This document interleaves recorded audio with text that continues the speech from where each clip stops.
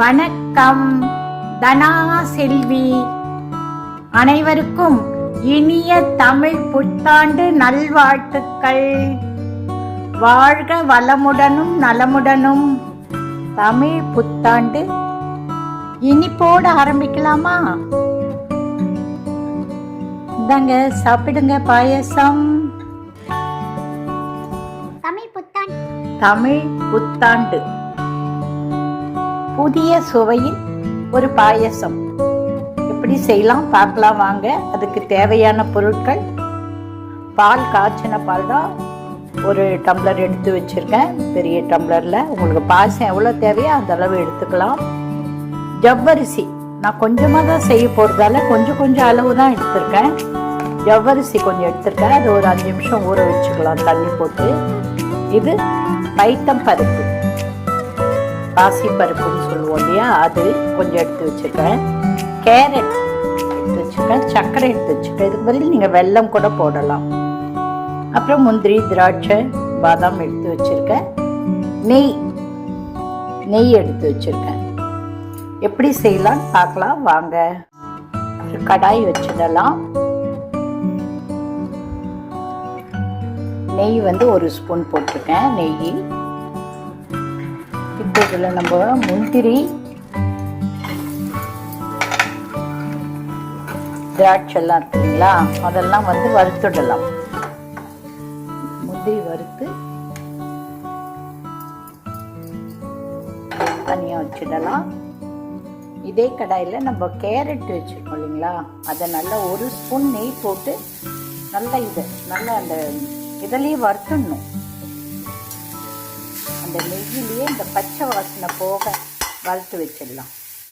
நல்லா வறுத்தாச்சு. இதுலேயே வெந்துடுது கேரட்டு. இதை அப்படியே எடுத்து வச்சிடலாம். இப்போ ஒரு குக்கர். இது நம்ம தமிழ் புத்தாண்டு ஸ்பெஷல் பாயசங்க. குக்கரில் 2 விசில் பாயசம் ரெடி ஆகிடும். பாருங்களேன், செய்து பாருங்க. இந்த டேஸ்டும் ரொம்ப பிடிக்கும் உங்களுக்கு. ஓகேங்களா? இப்போ இதில் வந்து குக்கரில் கொஞ்சம் நெய் ஊற்றிக்கலாம்.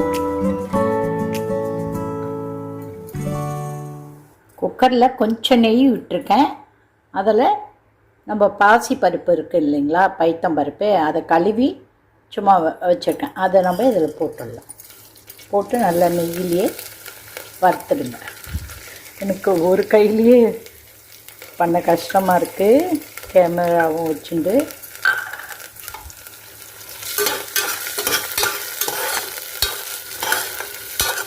அந்த பச்சை வாசனைகள் போகிற வரைக்கும் நல்லா வறுத்தாச்சு. இது வந்து ஜவ்வரிசி நான் ஊற வச்சுருக்கேன். நான் கொஞ்சம் பாயசம் தான் செய்ய போகிறேன், அதால் கொஞ்சம் அளவாக எடுத்துருக்கேன். நீங்கள் உங்களுக்கு எவ்வளோ தேவையோ அந்த அளவு பார்த்து எடுத்துக்கோங்க. இதை ஒரு 5 நிமிஷம் தான் ஊற வச்சேன். அதே இதில் கொட்டிடலாம். பருப்பும் அந்த இதுவும் ஜவ்வரிசியும் எடுத்தோம் இல்லைங்களா, அதுக்கு 4 மடங்கு தண்ணி ஊற்றணும். இந்த கப்பில் வந்து 1 எடுத்துன்னு வச்சுக்கோங்களேன். அப்போ இதில் 4 கப்பு தண்ணி ஊற்றணும். 4. நான் இன்னும் 1 கப்பு கூட ஊற்ற போகிறேன். பாயசம் தானே.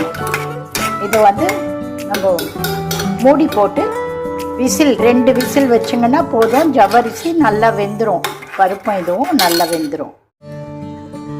குக்கர் திறந்து பார்க்கலாம். நல்லா வெந்துடுத்து பாருங்க.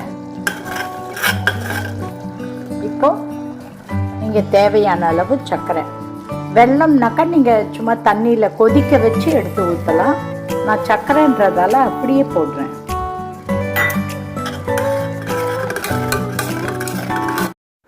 ஸ்பெஷல் பாயசம் ரெடி.